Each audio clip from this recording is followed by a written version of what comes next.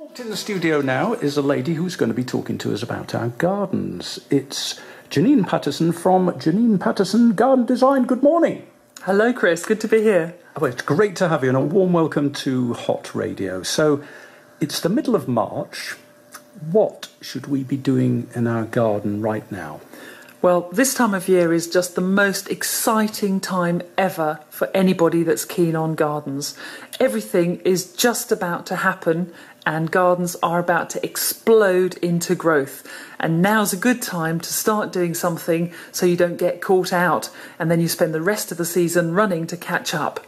So, thinking about pruning, cutting back, getting things tidy and shipshape before the growth just overwhelms you. Wow. If I could ask a really stupid question, why is it this time of year that things really start to happen? Well, through the winter, plants have really gone into a dormant state. As soon as the temperature goes below about 5 degrees Celsius, plants tend to go into a static state and stop growing. And you'll see that very much if you look out now. You'll see that lawns are starting to grow because the daytime temperatures are being consistently above 5 degrees. And that's really what triggers the activity. So plants have had a rest through the winter. They've been building up their strength.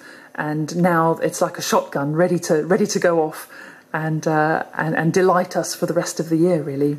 So someone who's listening, the show finishes, of course, at 12:30. They wander outside and they think, well, actually, I'm feeling quite energetic and the rain's blown away.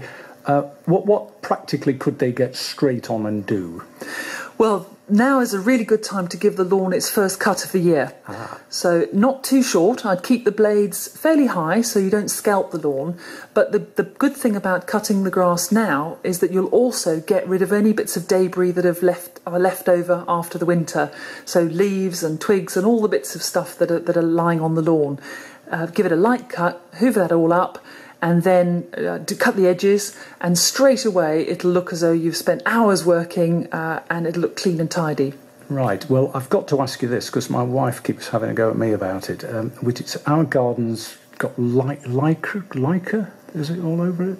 Lichen, is it lichen or lichen? Yes, right. Lichen, right. I can tell I don't know what I'm talking about. What should we be doing if we've got lichen all over? It's a very, very common problem, particularly any lawns that either suffer from shade, so if there's some big trees around the garden that are also stopping the sunlight reaching the lawn, or if it's quite poorly drained. So, and that will also encourage moss to grow, and you'll often look at a lawn that looks quite green, but when you go close up, you find that actually there's not much grass and it's nearly all moss. Now, if you're happy with just having moss, because it's quite nice to walk on, it's very spongy, then you can just live with what you've got. And that's often the best thing to do in a garden, is go with what's there, because nature is more powerful than us, and we could spend a fortune on chemicals and treatments, and the moss will always want to grow. But if you're absolutely adamant that you want proper grass and a proper turf, then you really need to get into a program of scarification and weed dressings and top dressings and chemicals and fertilizers. And that's one of the things where lawns actually can be really quite environmentally unfriendly, because they do take so much effort to keep looking nice. So often with our clients, we'll actually encourage them to consider alternatives to having a perfect lawn, possibly letting some wildflowers grow, letting the grass get a bit longer, reducing the amount of mowing and weeding and feeding and treatments that it will need. The big benefits there, really.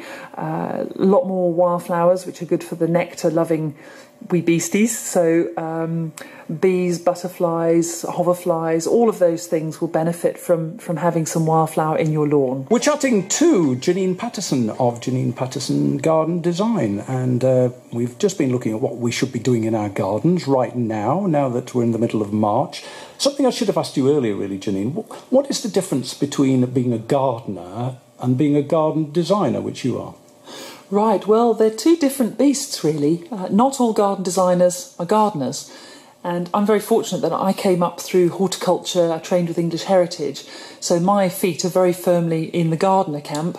And then I trained as a garden designer later on.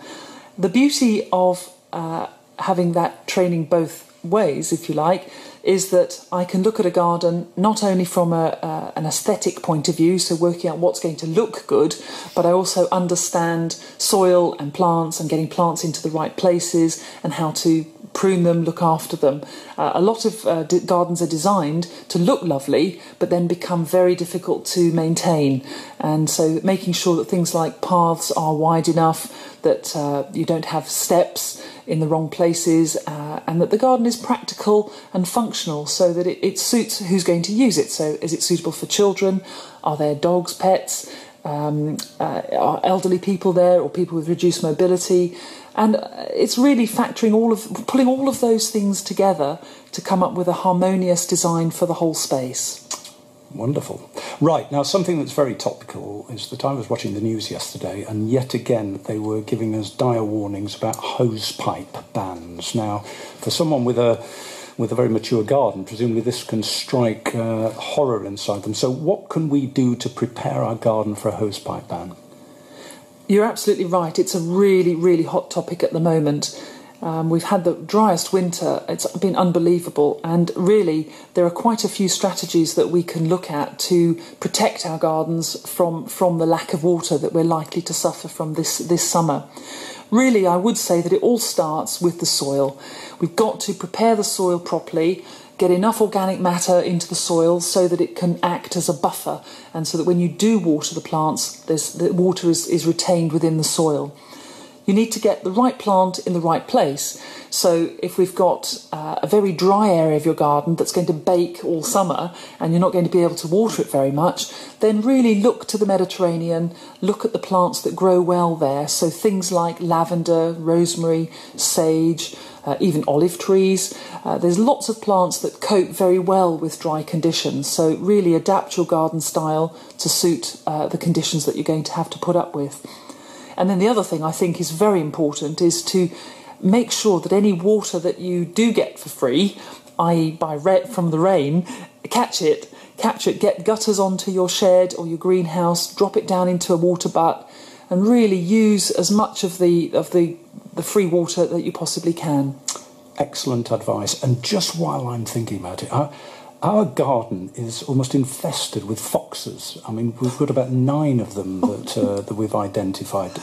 Have you got any good ideas of how to get foxes out of your garden? Oh my gosh, that's a tricky one. I should have warned you about that one. So, well, I suppose there's a few things really. One is that there are compounds that you can buy, which you can put around the garden, which apparently are very, very noxious to foxes and may encourage them to move somewhere else. Your neighbours might not thank you for it, but that is one option. A pair of my socks, actually.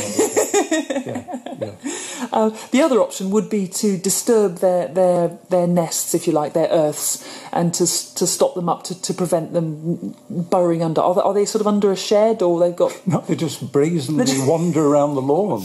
I mean, perhaps you need to get a nice big dog.